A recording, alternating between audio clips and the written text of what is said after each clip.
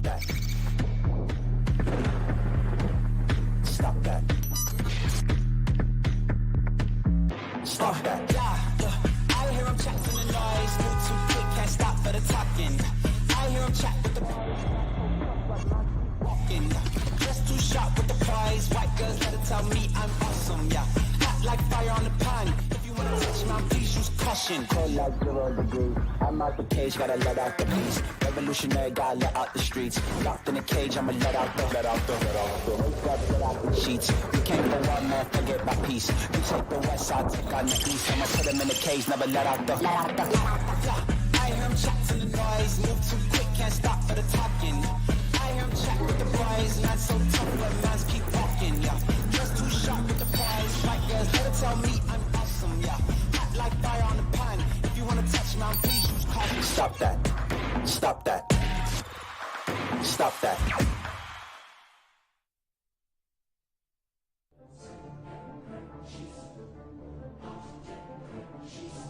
I think the Dolphins are making the Super Bowl. I genuinely think they're making the Super Bowl. So do I. They have Tyreek Hill, who's clearly a game breaker, and shifted the power in the conference from Kansas City to Miami all of a sudden. Vic Fangio is the god, the lowercase g there. No offense to anybody. He's the god of defensive coordinators, and they're ready to do it, man. Mike McDaniel digging in to his second season. He's familiar now. He's more comfortable. Yep. They're ready. They're ready. Dolphins haven't been to a Super Bowl in almost 40 years, since Dan Marino's 1984, and they're ready. They're going to do it. The Dolphins are overwhelming. I'm not certain they're not the best team in the NFL right now, Greg. I mean, I could talk for the whole show about why they're a better team and why they're better than Buffalo. Dolphins offenses have ruined football for me. Like, I can't watch a football game that's not the Dolphins. It's done now. the exact opposite for me. I just can't. Made football amazing. Like, Yeah. I'm watching. No, Same. it's great, but I'm saying it's ruined the rest of football for me. Like, I can't watch just a single game that's not the Dolphins. Tua is everything they thought he would be when they drafted him number 5 ahead of Herbert. Tua is the favorite in the MVP odds right now. Should be. With great reason. Yep. And I just think this is the most dynamic, well-balanced, inventive, exciting offense I've ever had. We're all watching something we don't understand, and he's out tacticianing people on things we don't understand. This is the most overwhelming offense I have ever seen the franchise play, a franchise of Dan Marino. Tua is getting rid of the ball the way that Tom Brady does in speed, with Drew Brees' accuracy. This should be the Dolphins' year, though, right? I mean, this is the best chance they've had at winning a Super Bowl in 25 years. Correct. With the accuracy, that's not stoppable. Miami Dolphins! Woo! The Dolphins' offense is, until somebody proves otherwise, almost unstoppable. Look at the delight on David Sampson's face. I think the people in the back row today are trying to fool me. Put it on the poll, Juju at Le Batard Show. Do reading glasses make you look more responsible? We've got a back row of total anarchy, and in the front row, we've got Chris Cody in charge, and he's a mess because of everything happening with the Dolphins. You are just beginning an offseason of everyone questioning your quarterback and everything that's happening there. We'll get to David Sampson's business thoughts on this in a second. But first, Chris, tell the people what kind of mess you are today. I'm all over the place. In the last 24 hours, I've traded Tua. I've signed him to a max deal. I can't decide what I want to do. I don't know if he's good. I don't know what any of this means. I don't know if this season was a good season. I've flown all over the place on every single topic with the Dolphins. This what I'm saying, like, that's how I feel. David, what should the Dolphins do with Tua? What are the business merits of he's the best quarterback you've had in 25 years, no matter how many people are questioning him? So you don't have to make a decision. One of the things that gets owners in trouble is when they make decisions before they have to. A lesser-known situation is when the Red Sox gave the extension to Chris Sale, or the Tigers, your guy Dave Dombrowski gave an extension to our Miguel Cabrera when he didn't have to, or Dontrell Willis when he didn't have to. You just don't need to do anything with Tua right now. I don't think it's necessary. I think you wait, because are you sure that Tua is the person? And from a business standpoint, are you interested in the money that you're making as a team with your ancillary businesses, which is what Steve Ross does, ancillary to the Dolphins around Hard Rock Stadium and within Hard Rock Stadium? Or are you interested in possibly getting to the Super Bowl for the first time in most people's lifetimes? And I think if it's the latter, you need to wait, because as quirky and great as Mike McDaniel is, we don't know for sure whether or not the Dolphins are in a position to be competitive at the end. And it doesn't matter what happens at the beginning of a season. It matters what happens at the end. And owners get pressured by PR. And the good news is in Miami, the PR is all over, as Chris Cody just said. So I think the Dolphins wait. So you're saying just let him play out his option year? Play it out. There's nothing wrong with letting players play out their contract. Every owner gets nervous. Oh, we're going to lose him. Oh, he's going to be a free agent. Oh, we're going to have to end up paying more. So now people are speculating, oh, just give him $100 million guaranteed, and that's sort of in the middle, where it's neither here nor there. You're not really giving him the max. You're not getting close to Watson, but you're still then saying that he's going to be the quarterback that you want as your franchise quarterback. And to me, Baker Mayfield did just fine. But on the flip side, there is benefit to when you know it's your guy, you lock them up. I mean, that happened in baseball with Evan Longoria, with the Rays. That's happened with the Braves, have now an all-star team for the next decade because they locked everyone up. I guess the Tua question is he their guy, right? Because if he is their guy, then they should try to lock him up, because if they don't, then they're going to have to start over again if he's too expensive, right? The question also is not just is he their guy, but it's how much do you have to pay him if he's your guy? Because the examples you just brought up are bringing guys in for what eventually became below market value and were guys on sort of cheaper deals than they would have gotten when they got to free agency, where Tua, if he gets paid and extended, will likely do so as one of the highest paid quarterbacks in the league. So I can actually understand where David's coming from to an extent with Tua of, hey, if he just plays out this year, yeah, you might have to pay him what might be an even bigger deal going into the following offseason, and you risk the opportunity of losing him. But at the same time, if you're unsure as to whether or not he's the guy in the system, I can understand waiting it out. Well, that's the thing. If he is your guy, sign him now, because it's only going to go up. It's not going to go down if you wait a year.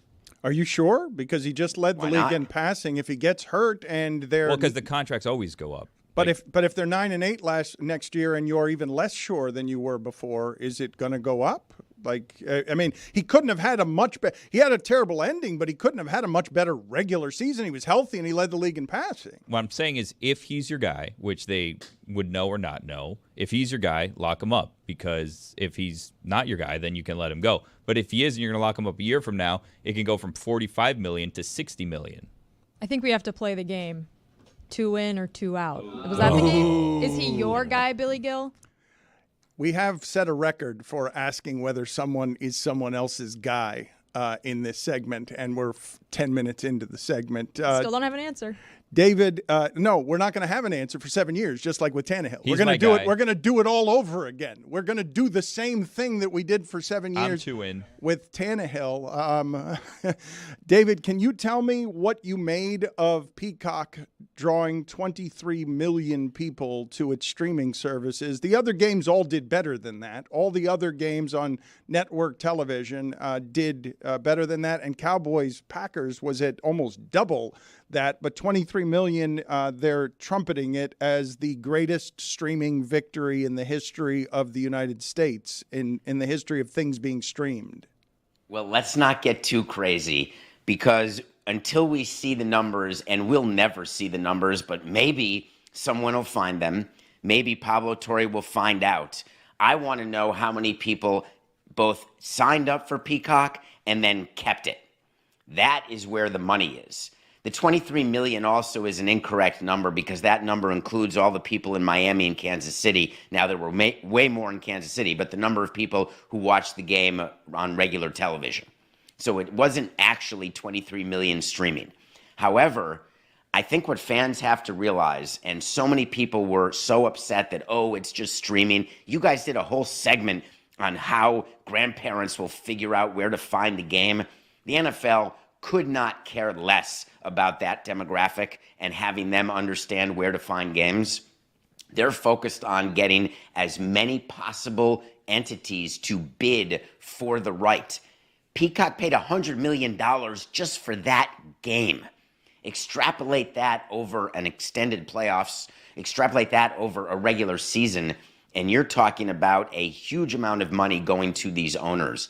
I think what the Peacock game did is hopefully helped inform all of you that more and more games will be streamed, and your CEO, John Skipper, is going to be correct, where the Super Bowl will eventually be behind a paywall. It's coming, and it's coming soon. How crazy are you made as someone who cares so much about baseball business that football just stumbles into giant oil wells of money, and they don't have to be monogamous, exclusive with anybody? Like they are just capable of creating money streams in all sorts of new places in ways that are really ridiculous.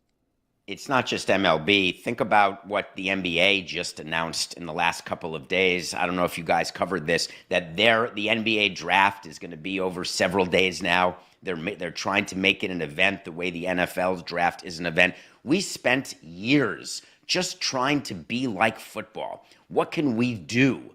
But the biggest difference is NFL shares all of its national broadcast revenue, and there's no local broadcast revenue. And that's just what the NBA and MLB will never be. So therefore, what is it about the NFL that really bothers me the most? It's that 40 million watched the Cowboys-Packers game, and a total of not even 50 million watched the entire World Series. What bothers me the most is when the list of top 100 shows comes out, and 86 of them are NFL games. So badly, we want to be able to send a press release that more people are engaging with baseball and that more young people are playing it, all in an effort to just get more broadcast revenue. The NBA is doing the same thing as they're going into a negotiation, but at the end of the day, NFL is uncatchable, and that's the problem. His podcast is Nothing Personal. It is live at 8 a.m. every morning, every weekday morning on YouTube. Billy, you have been, locally and nationally, the only one brave enough to call out the flirtations of Dwyane Wade when he's a Heat lifer but goes elsewhere. He just got a statue. It's not flirtations. It's full-on effing. All right. It's full-on effing. He left and went to other places. It's not like, oh, hey, nice shirt. It's penetration station. Okay. It's penetration station. It's what? You heard him. It's penetration station. And Billy came in here unhinged this morning. He's had a couple of days off, and he's crazed. And trust me, when you work with Stugotz, you don't have any days off. One of the things that's happening with him, though, is he is willing to go where other people in this town are not willing to go when it comes to the excess that we bestow upon Udonis Haslem and Dwyane Wade, where I can't keep track of the ceremonies because every couple of weeks they have some sort of other ceremony to celebrate these guys retiring many years ago. Let's be very clear on the front end here. I have not taken any shots at Udonis Haslem. That is you. You're the one beefing with him and feuding with him, not me. You're the one writing articles doubting him, not me. What I said was, Jeremy said, oh, this Friday I'm covering the Heat game. We're doing Udonis Haslem's retirement. I go, another one? Like, we just did this with Dwyane Wade, 3 days ago. Can we space these out a little bit? What are we doing that every game is this special honor where we're bringing back old timers and doing this and that? Let's space these things out. Give me time to miss people. Why are we doing everything so close together? I don't understand. I can understand what you're saying about giving some time to miss people, but wasn't the whole complaint before that we were doing all of it in all of these different weeks? They've got 1 week. Dwyane Wade just got his Hall of Fame enshrinement honoree and was told that he was going to be given a statue in the fall of this year. Udonis Haslem is getting his number retired now. Now, I can understand with Dwyane Wade, where it's felt like a lot, because the last 2 games of he had the Last Dance, right? Or rather, what was that? Last Dance, where it was his entire final season that was sort of documented, and everybody was giving him rocking chairs, etc. But then his final 2 games, his final home game was his last game, his final road game was his last game.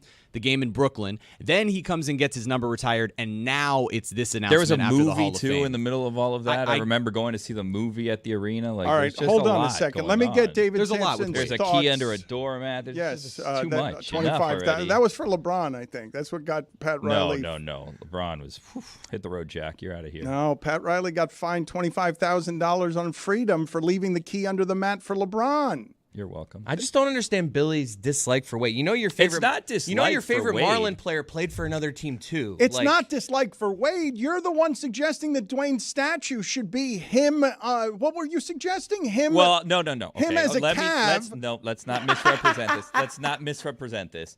I said, are we ever going to get honest statues? And then I said it would be funny if when they unveiled the statue, it was LeBron and Wade doing the Rachel Nichols interview in Cavs uniforms because that's all he ever did on the Cavs. That's what I said. Okay. If and I'm going to be honest. That strikes me as anti-Wade, but let's play the sound I don't here. understand. If I'm historically accurate, I'm anti-someone for simply selling the truth. Yeah, like, but for telling the truth, I'm anti-someone. But saying that he's not a Heat lifer. He's not a Goran, Heat lifer. Goran Dragic is a Heat lifer. No, he he's played not for like either. 12 teams. That's a whole nother thing. I don't understand that. That guy supposedly wanted to come back to the Heat so bad and had like 3 opportunities to come back to the Heat, didn't come back to the Heat, and now is going and is playing a game in like Slovenia. Yeah. One more game. He can't even do that on the Heat. He loves the Heat so much, didn't want to sign with the Heat, but he's having all of his Heat friends go to Slovenia to play a game. What is that? How much does he actually like this team? And then he has like season tickets practically. He's sitting in the stands every game. And they're like, yeah, you want to play for us? He's like, nope, don't want to play for you. And then a microphone's there. He's like, I love the Heat. I'd love to play for the Heat. Well, fucking sign with the Heat then, buddy. What are you doing? You're here. You have nothing but time on your hands. Go play for the Heat if you want to play for the Heat so bad. What are we doing? I don't understand this. You guys are so stupid. You let these people paint these fancy narratives that just go to what you want to believe, and you fall for it every time. What's wrong with you guys? You're gonna honor Goran in 2 weeks. I already know it. You're gonna retire his number 2. We're running out of numbers, people. We're running out of numbers. We're the and Yankees. Chris Cody's here like, Jaime Jaquez, whatever. We should retire his number 2. Okay, great. Let's retire his number 2. Oh, he's gonna lead this team on a finals run. I've heard that about everyone from Jimmy Butler to Tyler Hero to what's his name? Bumpy that you called him. Tyler Johnson. Tyler Johnson. I never said that about him. You guys were all over Tyler Johnson. All over Tyler Johnson. David Sampson, we will hold that Udonis Haslem sound for later in the show. He is indeed mad at me. Sampson, your thoughts on Wade getting a statue and whether or not it should be a statue of him, LeBron, and Rachel Nichols commemorating all he did in for that the interview. Cavs Yeah. in the interview. I'm still reveling in the fact that Billy is so upset about something other than the Marlins right now. I'm not upset. What upsets You sound upset. What upsets me is you guys. It's not even them. It's you guys. You guys are the fish that come out of the water with 3 hook holes, and it's The like, Marlins. how do you guys keep getting hooked by the same fishermen over and over again? I don't understand it. Do you not learn? Any of you, do you not learn? This is just a game they're playing. You with only at this do point. this to the Heat, though. Like, False you love Juan Pierre. He played for other teams. Like, the fact that you're holding Mr. Marlin played the for fact 9 that you're teams. holding Worst nickname ever, fact, Mr. Marlin. The Stupidest fact that you're thing. holding Wade going somewhere at the very end of his career Two against other places. him is just two other places. It's blasphemy. It's not. Sampson? I have some concern about statues in general because I am hurt. We had a statue ready to go for Jose Fernandez. We had the artist hired. We had the mold ready. And then the team got sold, and the new owners decided that they were not going to allow any sort of statue, any sort of anything for Jose Fernandez because it was too difficult a conversation to have because of the circumstances under which he passed away. And so they just decided to completely just get rid of Jose and any part about him. So that's a bit personal with me. So it has changed how I view statues. I would go around to different ballparks when the team was on the road and look at the different statues and which players get them and how. The most famous statue, of course, was the one in Pudge Rodriguez's backyard. He had a full 12-foot statue of himself in his own backyard, one of the greatest statues you'll ever see. And my only question is, when you decide a statue, it's a huge decision because in theory it's not supposed to go away like a retired number, except we unretired a number with the Marlins, which was a horrible move. But if you give one to Wade, how many statues and where are they going to be and who's going to see them? What's the location That's what's fascinating to me. Do you put Wade in the prime spot? Where's LeBron's statue going to go? You can't do it behind where the park was going to be. So do you put it right at the entrance? Do you then put two next to each other and then Bosch doesn't get one? Or Butler or any of the other great that's not even the right statue that I'm talking about. That's the one that he got in Texas. The one you'll never see a picture of was the one in his backyard. But in any case, the Heat are an example of a franchise. They do things in a very knee-jerk way when it comes to honoring, which is funny because when it comes to building their team, they are methodical and successful. And this all started for me back in 2003, the year we were winning a World Series, when the Heat inexplicably and infuriatingly retired Michael Jordan's number in a move that I've never forgiven them for because, A, it's a terrible precedent to ever retire the number of a player who wasn't yours unless it's a league-wide initiative like Roberto Clemente, let's say.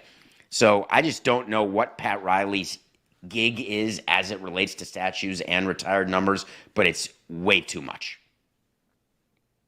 David, I don't know what you were seeing in preview there. It wasn't a statue that was on the big screen for the viewer to see. So you were reacting to something that only you were seeing there and the rest of us were not seeing.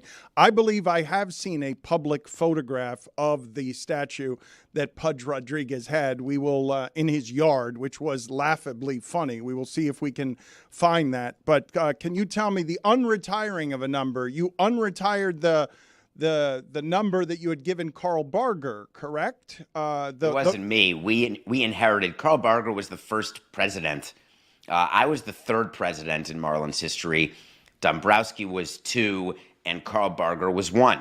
Carl Barger, I believe, passed away prior to the first game the Marlins ever played. And Wayne Huizenga retired his number, but he didn't have a number. They just said it was number 5. Maybe that was his favorite number. And one day, Jeffrey Loria walked into my office and said, "We're giving Logan Morrison 5." And I said, "No, it's retired." He said, "No, we're unretiring it." And I said, "You can't unretire a number." And he had promised Logan that he would get number 5. So that was it for Carl Barger. We moved it from a retired number to like a plaque.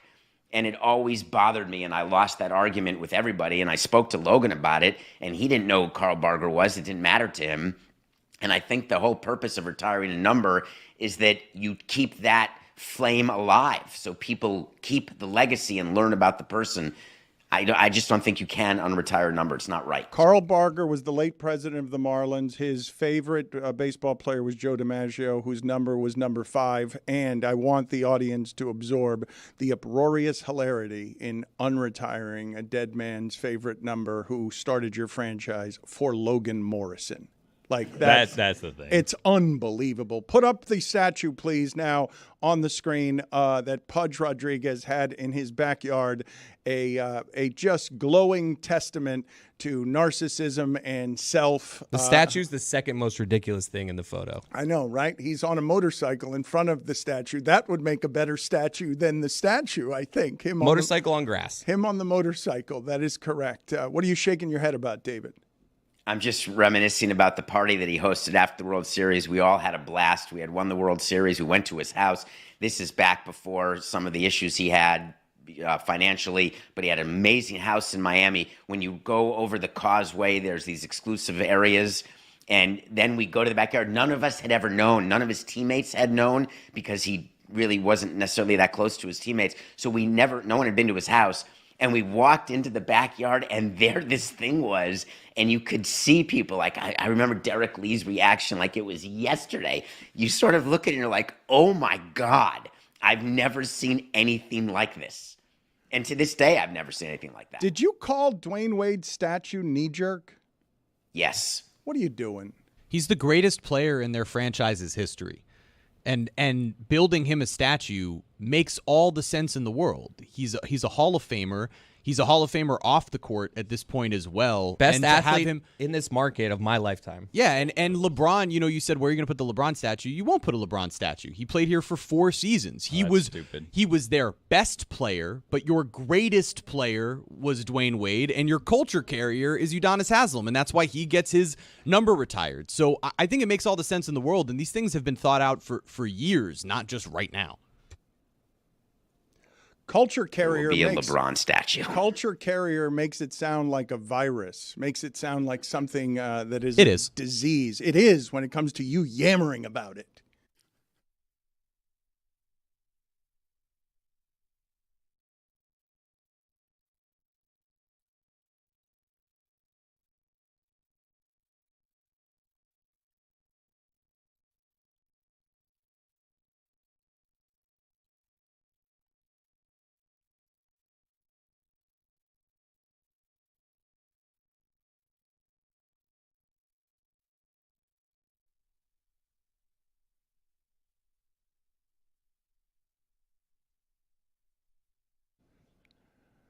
I cannot imagine how insane David Sampson was made by Adnan Virk at the Critics' Choice Awards, revealing a whole bunch of photographs, including an annoyed Robert De Niro trying very quickly to walk past Adnan and Adnan taking the picture while he was walking past unhappily. Like, Robert De Niro did not want any part of saying hello to Adnan Virk. He was giving him the side eye, clearly. But I wanted to wait to talk Emmys with David Sampson because I know he cares about all this awards bullshit deeply. How did you feel about Adnan Virk's photographic celebrity star bleeping? So you have to understand that Adnan was texting me all these photos. I didn't think he was going to post them. He sent me the De Niro photo, and he said to me, "Look, my buddy De Niro." And I responded like, "Buddy, it's like he wants to have you arrested. No interest. You're not posting that, right?" And the next thing I know, of course, it's being posted. And I went right to trying to understand Meadowlark and trying to understand how it all works and how he goes to the Critics' Choice Awards. Why is that paid for by Meadowlark? What's the advantage? What content are you getting from it? You know, other than putting pictures of people who've been on his podcast, how about getting new people on the podcast? How about adding value? It literally looks like Adnan is stalking people. Oh, no, he was. If you want to listen to today's Cinephile, he details the entire night, and it's just him sitting around waiting for this guy to go to the bathroom. I'm going to follow him there and get a selfie. It's kind of gross, but it's also adorable because he's so excited to be there. He went there on his own dime. He maybe could have gotten Meadowlark to cover it, but he paid for it all himself.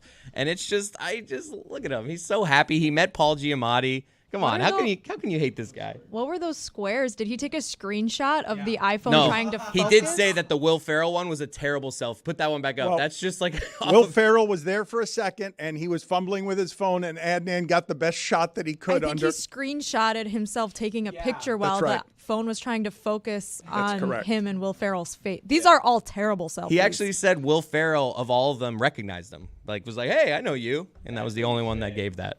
No, all the other people did not. I just think that what you're doing is creating a monster in Adnan who already thinks his movie takes are so far superior. And now you put him in a room with all these celebrities where he somehow actually is delusional enough to think he's friends with them. And he posts this and then gets a podcast out of it. So I hope from Meadowlark's standpoint that the ratings are great and the downloads are great, but I just don't see the value. If you're going to send Adnan, you have to send me too. Because then we could do a show together and we could actually... We didn't send him. He sent himself. You I know, but I don't buy that. David. Wait for the expense report. I would like to quickly just flip through all these selfies because they're all bad for different reasons. Like, the exposure is behind him in a lot of them. One of them's just a screenshot of a picture. One of them, he's cutting his own head off. Like, they're all poorly constructed selfies, but each for it's actually very impressive to be this bad at. You know what? She's totally right. Blurry. Let's roll through these one at a time and find the flaws in each of them. This one might be the best one. Bill Hader might be the best one. Okay, we're being haters, and this might be the best one, but Bill Hader is far behind him, but he's engaged. Let's see the next one here, and that's... He said John Hamm of all of them was not unfriendly, but just was like, buddy, come on. What are you doing? He felt the energy from John Hamm of like, I don't want to be taking this and photo. you can tell because he put half of his face outside of the frame, I think maybe as like a reaction to the hostility emanating from John Hamm's body. Yep. It is an awkward photo. This photo here is too much light, way too much light on Adnan's face. You can't see half of Adnan's face Also with blurry. Seth Rogen. Also blurry. Yes, Seth Rogen. Seth Rogen. Wow, that's pretty good right there. Limited fake Seth Rogen's high laugh. Let's see what else we have here. Yes, Will Ferrell there. The mistake is obvious. It's wrong. That's honestly impressive. It I've is. never seen anybody be able to take a screenshot while a picture is happening like that. I'm almost more impressed than it being a bad picture. Who is the celebrity in the background with the tiny box in front of their face? That's an underrated part of this selfie. All terrible, all worse than the last. There's Wamsgams. Awful lighting with this one. Terrible lighting. Okay, so David, one of the things I wanted to talk to you about, a lot of people are making fun of Bob Odenkirk and Better Call Saul because they're the biggest loser in the history of the Emmys. No one's been nominated more for an Emmy without ever winning one than Bob Odenkirk. And put it on the poll, please, Juju. Does Bob Odenkirk look physically like someone who has lost 53 Emmy nominations? I would say Better Call Saul was better than The Bear, and I'm offended by the idea that Better Call Saul has never won. Different categories. The Bear was comedy. Okay, well, Which is ridiculous in and of This is the itself. whole issue. This is the whole issue. It's almost like the Succession was comedy. Well, it's like the all NBA voting. Like eventually they had to get rid of the center position and just make it 3 forwards. And it's the same thing now. All of these shows are hybrids, right? Succession is a comedy, The Bear is a drama, but it's nominated for comedy and the other one's nominated for drama. None of it makes sense. Better Call Saul was the only true drama that was remarkable like this. And to be nominated 53 times and never win, there were some of the things that won over it. You know, season 8 of Game of Thrones, the one that everybody hated, the one ending, with the Starbucks cup. won over season 4 of Better Call Saul. Like, that doesn't make any sense to me. That makes me sick. Yeah, Cousin Greg, look, he was good at his job and his role, but the idea that he won supporting actor over any of the other supporting characters in Better Call Saul over the span of these years, there's so many different examples of times when these actors, these characters should have won. It's Ray Seahorn that's the most infuriating of all of them. She was unbelievable, and to have a true dramatic performance like that, one that was like Shakespearean in the level of acting that she had, to have that lose to Jennifer Coolidge, who was comedic in the drama. It just doesn't make any sense to me. And I love Jennifer Coolidge, but that was not the same level of performance. And the other thing is, Carol Burnett should have been nominated for Best Guest Actress because she was so good in that final season. Let me play for the audience here real quick before we get David's thoughts on this. All of the shots of Bob Odenkirk losing at the Emmys. Just play all of them. And the Emmy goes to John Hamm. And the Emmy goes to Rami Malek. And the Emmy goes to Sterling K. Brown. Lee Jung-jae! The Emmy goes to Kieran Culkin. Samson, your thoughts? I hate the fact that you're forced to clap for someone else. They're not rooting for someone else to win. And I think it's so disingenuous when they show the people who lose and they're cheering and saying, yeah, go, and clapping. They really want to drop them the bird and they want to leave. And so Odenkirk, I think the last year when Culkin won over him just a couple days ago, I think that was the final straw because he knew the show was over and that was his last time, his last chance, and he didn't hide his contempt. And deservedly so, he should feel that contempt. He also had a freaking heart attack while filming the last season of the show and came back and delivered for the fans. I'm with That was Jeremy's best rant in show history. Jer Bear. Give it up for Billy Jer Bear, seems the Emmy unimpressed. for best rant Billy in show seems history. unimpressed. I mean, he almost died. You're just going to give him an award for good acting because he almost died? They're unrelated. We do that all the time. Billy had a good rant earlier in the show. I think he deserves the Emmy for so far. That was also he's nominated. Yeah, he's nominated. I'm happy for Jeremy. What are you reviewing for us this week, Samson? Can we talk about The Mission? Has anyone in your group seen the documentary called The Mission? No. Okay, so I want to explain it to you. Do you remember the story of the guy, the religious zealot who went to the group of people who live in the North Sentinel Islands off India, where you're not allowed to go because they're cannibals. They're not a civilized group of human beings. They have separate laws. It's very simple. You cannot go to that island. But this guy said, no, I'm going to go there and I'm going to convert them all to my religion. Sort of like Elder Cunningham type stuff. So he goes there and then he never comes back. Shockingly, he got eaten. Wonder why that would be. So this documentary is the first time they are giving you the true story, and you're getting video, because there were videos of his efforts to get to the island, and people sort of scared they had to drop him off. There's no dock or anything. It's a bunch of savages who live as savages. And I was watching this documentary thinking, what kind of hubris did these religious zealots have that they think that they're going to go and say, you guys need to find God? And then they end up as lunch. It is a documentary called The Mission, and you should watch it because A, you're going to learn something, and B, it'll get you thinking about why is it that we need people, and this goes for our country too. Why do we need people to believe what we believe in order to make us feel better about what we believe? I don't know the answer to that. So while forcing his religion on a group of people on an island, he was cannibalized?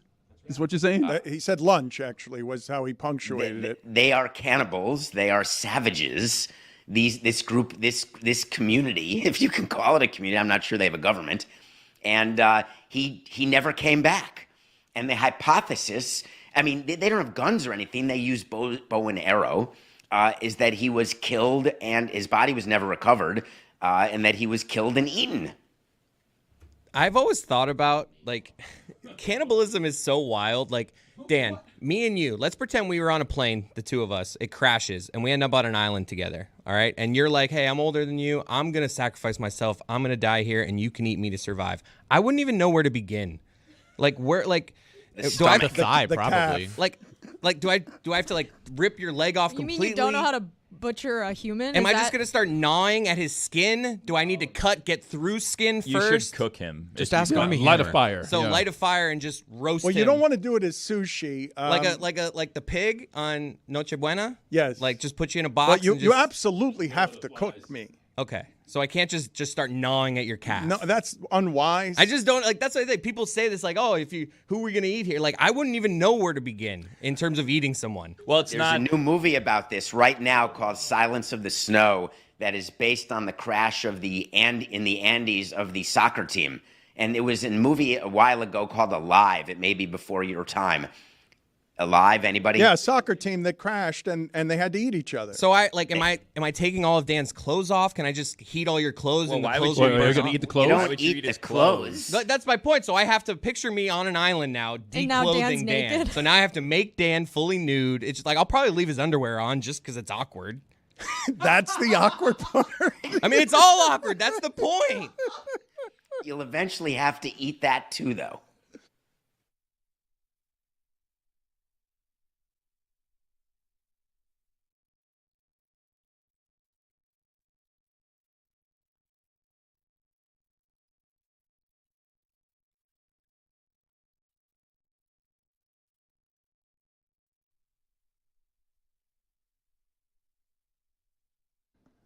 Yes, YouTube audience, I'm relatively sure that David Sampson just ended that segment by saying that Chris Cody would eventually have to eat my penis.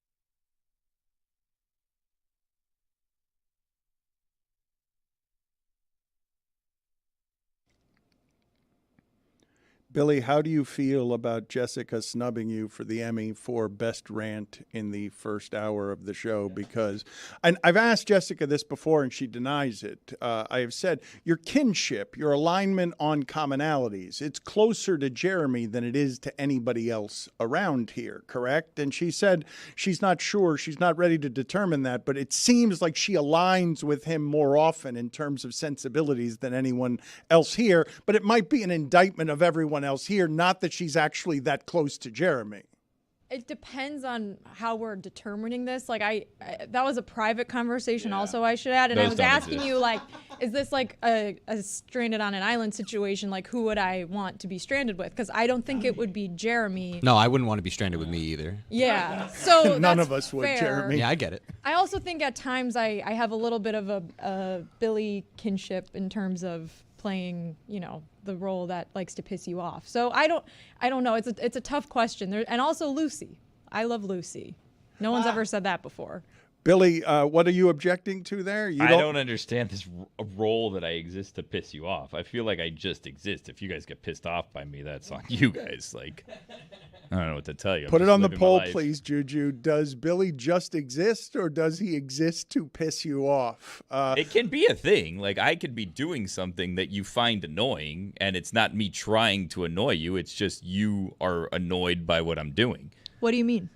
That's a great question. Who's more annoying? Put that on the poll as well, Juju. Jeremy or Billy? Oh, why'd you...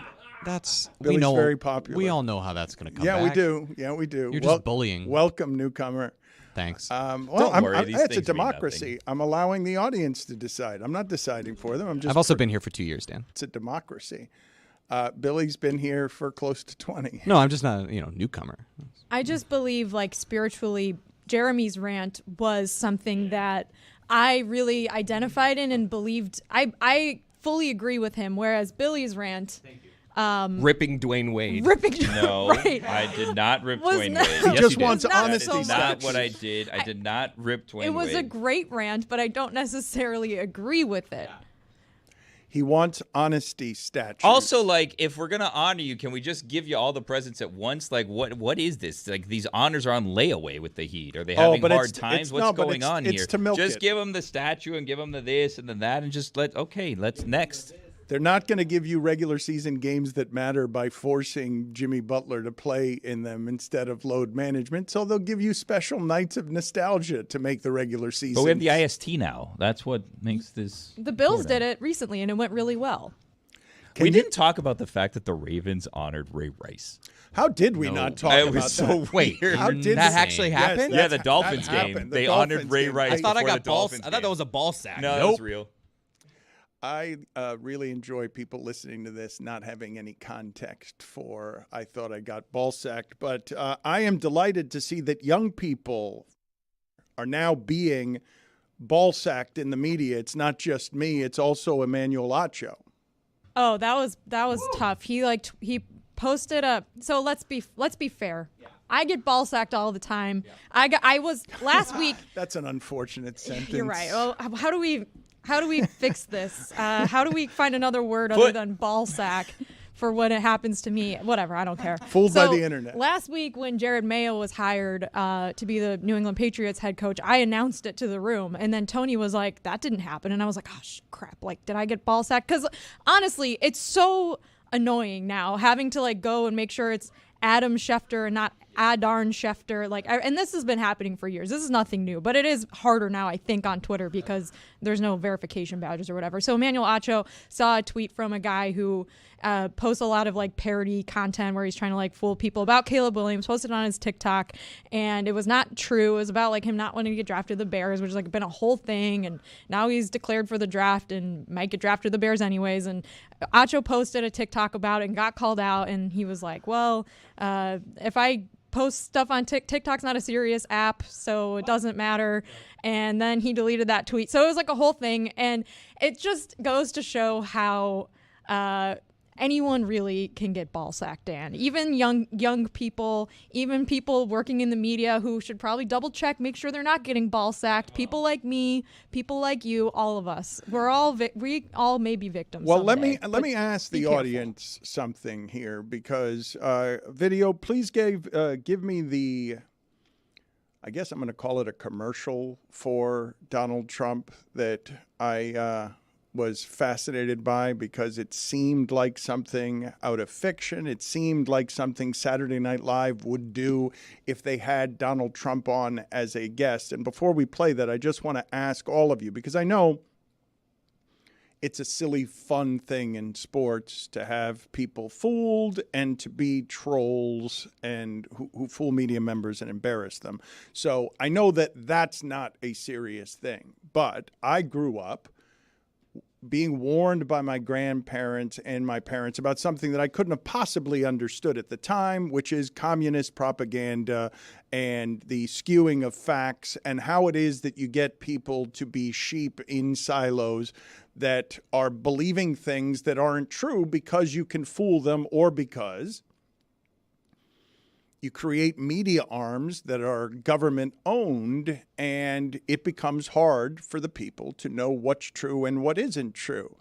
I know in sports it's a silly thing. I know that I ruin all sorts of silly, fun sports conversations with my seriousness and my fear. But as we head into an election where I think all of us... We're here right now, by the way. We're here right now what? Having your fears take over the sports conversation. Yes, I'm aware of that. That's why I'm articulating it as I do so. Thank you, though, for always being helpful in that regard. I know that you're not interested in annoying me at all. I know that that's a thing that you try not to do all the time. You're not an anarchist in any way. But I grew up around the idea that propaganda and misinformation were things to be feared, because people cannot tell what is fact and what is fiction. When I saw this Donald Trump thing, I thought it felt like something out of comedy. Watch this. If I'd want to find it funny if I could find the danger in this funny.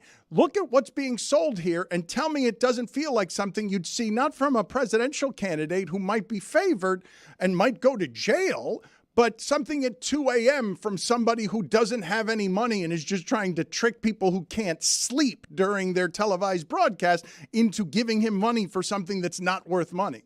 Hi, everyone. This is your favorite president, Donald J. Trump, with some very exciting news. My last 2 Trump digital trading card collections sold out in just hours. And now I'm back with my latest series called the Mugshot Edition. I wonder where that came from. The Mugshot Edition. 47 all-new stunning cards, and here is the best part. I'm doing 2 important things for my Trump collectors. For the first time, we're creating a real physical Trump card. Purchase 47 digital cards and we'll mail you a beautiful trading card. It is an authentic piece of the suit I wore when I took that now famous mugshot, and it was a great suit, believe me, a really good suit. It's all cut up, and you're going to get a piece of it. I'll be autographing some of them. A true collector's item. This is something to give to your family, to your kids and your grandchildren. With the purchase of 47 of the Trump digital trading cards, you will also be invited to join me for a gala dinner at my beautiful Mar-a-Lago, my home in Florida. You've perhaps heard of it. It's become a pretty famous place. We just had our first dinner for my collectors, and we had a lot of fun together. That was a great evening. That was a fantastic evening. Some people call these cards pop art or modern art. I wish I looked as good as I do on those cards. That I can tell you. They give me muscles where, believe me, I don't have them. I wanted to keep my Trump digital trading cards at the same price, $99 each. So go to collecttrumpcards.com. It's really easy to buy. They sold out incredibly fast the last time, and I think the Mugshot Edition will sell out even faster. So don't miss out. We'll all have fun together. Have a good life. Have a good life. Game-worn jersey. That's an SNL skit, no? I mean, it feels like it, does it not? I think Jeremy's response is the correct response, to have his mouth hanging open. Billy, what are you thinking over there as you slink Ridiculous. I mean, it's You're going to get a piece of it. They're The jacket. $99 each. That's a commitment, man. $47 for $99. Give it to your kids. Give it to your grandkids. It is weird though, like if like 100 years from now, that's the family heirloom that's getting passed down, right? Some mugshot suit. I mean, it's no different than the old Confederate flags that got passed down. Wonder where they got the mugshot thing from. Jeremy, do you have the Emmanuel Acho tweet? I do. The thing that is I'm so shaken by what we just watched. It's just completely insane. I can't even get my thoughts together. But the Acho thing, the part that was wild about after he was found out for having fallen for this fake report was that he responded to a tweet where someone said, so you purposely post fake news for clout and money? And he said, nah, in the event it was a fake, I posted it to the least serious website because no lives are being lost based on that post. But either way, real or fake, the video would garner traction, which would increase followers. More followers equals larger brand deals. Understand? So the patronizing nature of which he's saying that, but then also basically admitting, yeah, I don't really care if it's fake because we're going to get engagement for it no matter what. That part is where it starts to get a little bit dicey when your job is legitimately tractioning in sports news. I don't know Emmanuel Acho. Kugler, would you do me the favor from South Beach Sessions, please, and find me the sound of Marcellus Wiley talking about his relationship with Emmanuel Acho? Because when you talk about clout chasing, I remember the early days of at ESPN. I heard some stories when Acho was learning how this business works. He was a little more sensitive than he is now, a little less learned and a little less calculated about how it is that you end up getting the attention. Because in the present media economy, I'm not sure it matters how you get the attention. If you're learning at the knee of Skip Bayless, or if you're learning around Skip Bayless, I'm not positive right now that you're not better off just chasing, if that's what you're interested in. If what you're interested in is followers and don't care about the infamy, if what you're interested in is increasing your profile, even if you have to do it occasionally with shameless chasing, I'm not totally positive that this isn't the new media currency. The new media economy is, how do you get attention? Got more people fighting for the attention than ever before. How do you go about getting it? You can make yourself a joke sometimes, even if it's not a laughing matter. But he is 2 in.